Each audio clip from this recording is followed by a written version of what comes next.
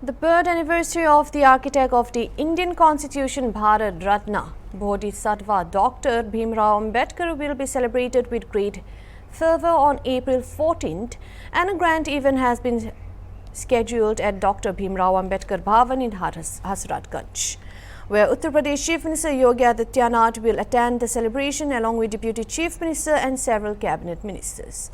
As the preparation reached their final stages, anticipation is building around the Chief Minister's special announcement, which is expected to be a significant gift aimed at the upliftment of the marginalized and deprived sections of society.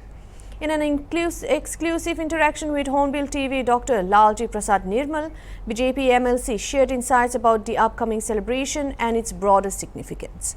Dr. Nirmal revealed that the event would not only pay tribute to Dr. Ambedkar's legacy, but also serve as a platform for major announcements benefiting the Dalit community.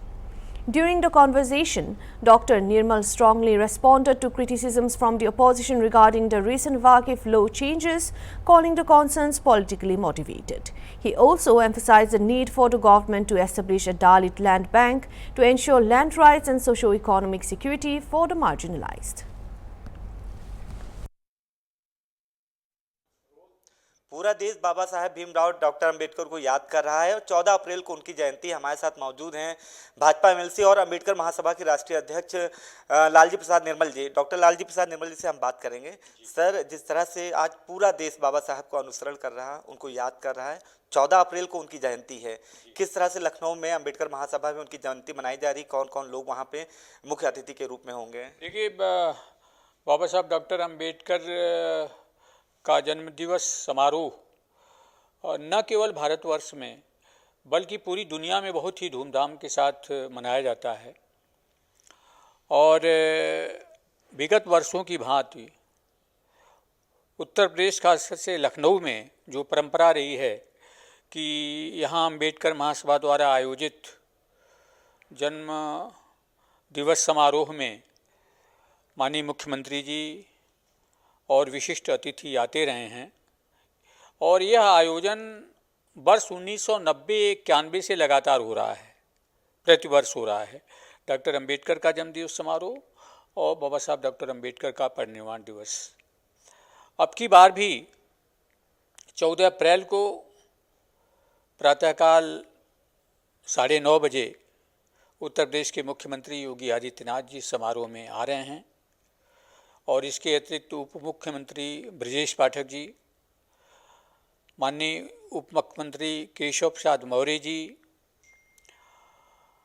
माननीय स्वतंत्र Dev Singh ji cabinet मंत्री, माननीय असीम अरुण जी राज्य मंत्री, माननीय जयवीर सिंह जी संस्कृत मंत्री और हमारे मेयर साहिबा जैसे लोग हमारे इस कार्यक्रम में आ रहे हैं। बौद्ध भिक्षुओं द्वारा उक्त दिवस पर बौद्ध वंदना भी की जाएगी और प्रदेश के कोने कोने से आए लोगों को माननीय मुख्यमंत्री जी संबोधित करेंगे। डॉक्टर साहब, हमेशा जैसे हर साल मुख्यमंत्री योगी आदित्यनाथ जी आते हैं, जैसे वो खुद कहते हैं बाबा साहब ने एक वंचित वर्ग के लिए उनको जगाने का काम किया था।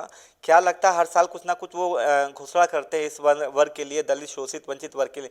क्या उम्मीद करते हैं इस बार भी कुछ बाबा साहब के जन्म दिवस को लेकर कुछ ऐसा घोषणा हो सकती है मुख्यमंत्री योगी आदित्यनाथ जी की ओर से? देखिए, मुख्यमंत्री जी जब पहली बार आए थे 2017 में और अनुसूचित जातियों की एक बड़ी जुटान को मुख्यमंत्री बनने के बाद पहली बार संबोधित कर रहे थे और उन्होंने पहले ही संबोधन में कह दिया था कि आज के बाद से उत्तर प्रदेश में दलितों का उत्पीड़न नहीं होगा और अगर कोई उत्पीड़न करता है दलितों का तो उसके खिलाफ इतनी गंभीर कार्रवाई होगी कि उसकी पीढ़ियां याद रखेंगी।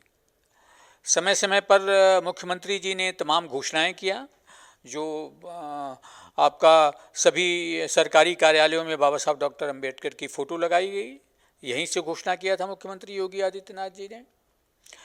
यहीं से घोषणा की गई थी कि अगर दलितों के पास रहने के लिए आवास नहीं है, ज़मीन नहीं है घर बनाने के लिए, तो हम उनको सरकारी पट्टे पे ज़मीन भी देंगे, आवास भी बनवाएंगे।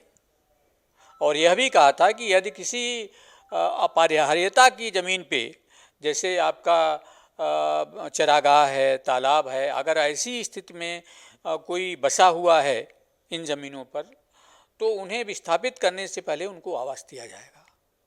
तो इस प्रकार से मुख्यमंत्री जी ने देखिए बड़ी महत्वपूर्ण घोषणाएं की, और यहीं से घोषणा की थी हम लोगों के अनुरोध पर कि बाबा साहब डॉक्टर अंबेडकर का जो अस्थि कलश रखा हुआ है उसके ऊपर एक भव्य स्मारक बनाया जाएगा, और ऐशबाग ईदगाह के सामने वो स्मारक अपने भव्य रूप में लगभग तैयार हो चुका है। तो हमारे मुख्यमंत्री जी जब भी आते हैं तो दलितों की बात करते हैं, और इसीलिए अंबेडकर महासभा ने उन्हें 2017 में दलित मित्र के सम्मान से सम्मानित भी किया था। आखिरी सवाल मेरा ये है, जिस तरह से वक्फ बिल जो है अब कानून बन चुका है, और जिस तरह से पीडीए ये जो बात करते हैं, सपा मुखिया अखिलेश यादव हैं या फिर जो कांग्रेस के हैं राहुल गांधी हैं, तमाम लोग लेकर इस बिल का विरोध कर रहे हैं, जबकि प्रधानमंत्री नरेंद्र मोदी लगातार और गृह मंत्री अमित शाह लगातार कह रहे हैं कि इस बिल से जो वाकई माइनॉरिटी के लोग हैं उनको फ़ायदा होगा। तो ये विरोध किस बात का?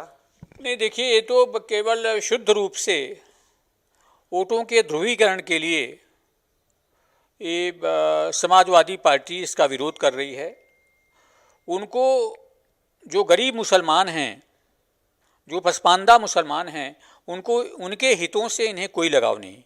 वास्तव में वक्फ बिल पास हो जाने से अब उन गरीब मुसलमानों को बड़ी मदद मिलेगी जिनको वक्फ बोर्ड कोई महत्व नहीं देता था।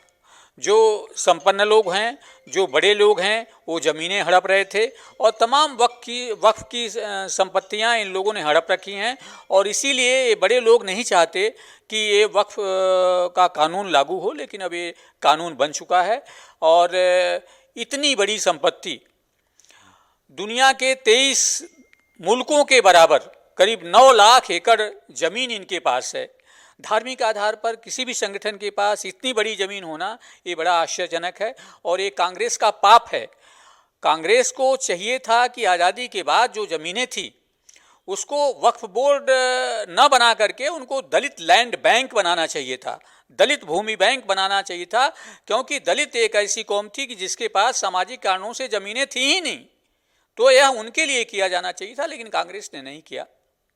अब ये कानून बना है, हम तो सरकार से भी डिमांड करते हैं कि जो ज़मीनें अतिरिक्त पाई जाएं उसको एक दलित भूमि बैंक के रूप में चिन्हित किया जाए, और जो गरीब दलित हैं जिनके पास बिल्कुल ज़मीन नहीं है उन्हें आवंटित किया जाए। ठीक है, आप अंबेडकर महासभा के राष्ट्रीय अध्यक्ष डॉक्टर लालजी प्रसाद निर्मल हैं, भाजपा एमएलसी भी, जिन्होंने अंबेडकर जयंती को लेकर साफ बताया कि किस तरह से अंबेडकर जयंती धूमधाम से मनाई जाएगी और कौन कौन लोग आएगा। भाई रही बात वक्फ बिल कानून को लेकर, तो गरीब मुसलमानों के लिए ये कानून मील का पत्थर साबित होगा, जैसा आपने कहा। वीडियो जर्नलिस्ट विजय के साथ अनूप चौधरी, हॉर्नबिल टीवी, लखनऊ।